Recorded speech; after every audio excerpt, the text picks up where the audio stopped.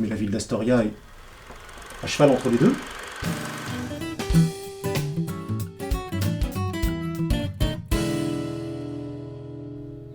Ah oui, du coup ça se complique. En fonction de l'endroit où a été trouvée l'épave, c'est pas la même loi qui s'applique. En effet. Sur les zones colorées, c'est l'ARPA qui va s'appliquer, qui concerne les biens à valeur archéologique. Et du coup, il existe aussi la possibilité que les Goonies se trouvent sur une zone blanche. Tout à fait. Et là, le droit est plus libéral. C'est pour ça qu'il est capital de savoir où exactement se trouvent les Goonies. Quelles indications on a sur l'emplacement de leur découverte? On a très peu d'infos. On sait juste qu'ils longent les côtes d'Astoria à vélo, enfin sauf Brandon qui lui est en tricycle. Comment ça, en tricycle, là C'est une bêtise, tu vas voir. En fait, il a chourave le tricycle d'une gamine qui jouait devant chez elle parce que les pneus de son vélo étaient crevés. Et du coup, ils ont roulé le long de la côte jusqu'à arriver au rivage où ils ont trouvé l'épave. On voit bien qu'il y a les deux types de terre, et donc les deux types de législation. Et du coup, on fait quoi? Les deux hypothèses? Il faut faire les deux hypothèses.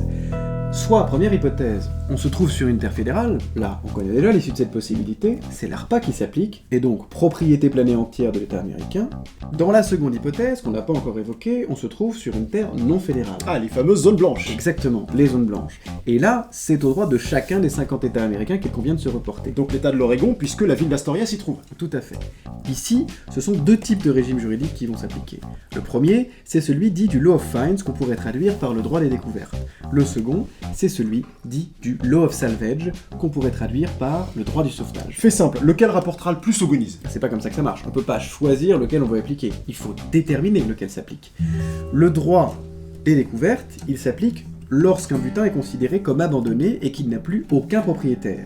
Et dans cette hypothèse, il appartient en totalité au découvreur. Du coup, ça se rapproche de la règle du Finders Keepers. Exactement. Ce que je trouve, je garde. T'as aussi dit que ça s'appliquait pas du tout à l'épave de Willie LeBorn, puisqu'il existait déjà des propriétaires potentiels. Alors, dans 99% des cas, ce type de bien, vieux de 400 ans, est considéré comme abandonné. Mais là, c'est particulier. Il s'agit d'un navire. Et on estime qu'un État n'abandonne jamais ses efforts de recherche sur un navire qui lui a appartenu. Et même si c'était le cas, l'Abandoned Shipwreck Act de 1987 considère que tout vaisseau qui se trouve sur les terres des États-Unis ou dans ses eaux territoriales lui appartient. Et donc, du coup, on peut clairement pas considérer que l'épave de Willie a été abandonnée. Et existe le droit des découvertes. Les Goonies ne sont pas automatiquement propriétaires par ce simple biais. C'est donc le droit du sauvetage qu'il faut appliquer. Et moi, si j'avais à les défendre, c'est exactement de ça que je me servirais. Eh bah, il serait peut-être temps de les défendre, Moussaillon. Pas d'inquiétude. Parce que là, je pense qu'on tient quelque chose. Dans le droit du sauvetage, il y a un propriétaire. L'épave n'est pas abandonnée. Et par conséquent, ce propriétaire a bien l'intention de récompenser les découvreurs dans leurs efforts de recherche. On parle de 10 à 25% du butin récupéré, ce qui est pas négligeable vu les pierres précieuses qu'ils ramènent de leur périple. Il y en a pas des masses non plus, mais c'est vrai que quand on regarde le cours du carat, il y a moyen de s'en tirer avec quelques centaines de milliers de dollars quand même. À condition que la justice ne s'y oppose pas. Là, je vois pas ce qui pourrait se passer, pas vraiment. S'ils se débrouillent bien, à mon avis, ils peuvent récupérer cette somme. Vraiment? Vraiment. Et enfin sauver leurs parents de la faillite. Ils demandaient pas la lune quand même. Ouais. Alors en revanche, évidemment, une procédure judiciaire, ça prend du temps. Ça va pas se faire du jour au lendemain. Hein. Tu le sais comme moi, ils ont 24 heures pour payer les traites avant l'expulsion. Ouais, je sais.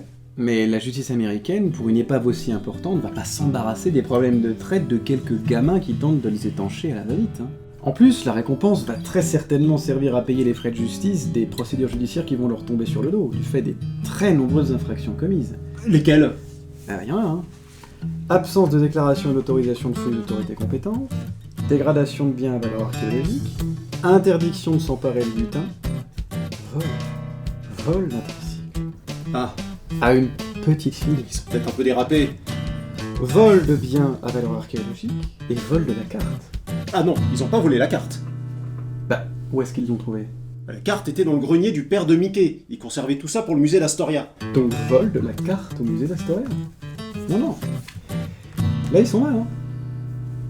Est-ce qu'ils pourront au moins se payer un repas chaud avec les pièces qu'ils ont récupérées dans le puits à souhait? Ils ont volé des pièces dans un puits à souhait? Et les gens ont jeté cet argent. là là.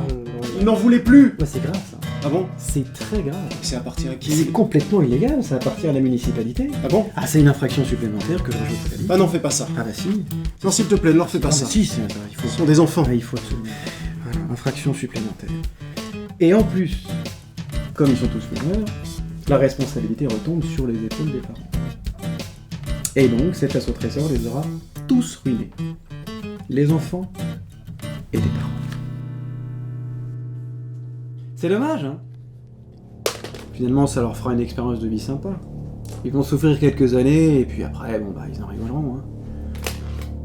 T'es là ? Oh oui, je suis là. Je serai toujours là. Aujourd'hui, j'ai mal à ma justice. Mais il existe bien d'autres héros en ce monde à défendre. Et crois-moi, je reviendrai.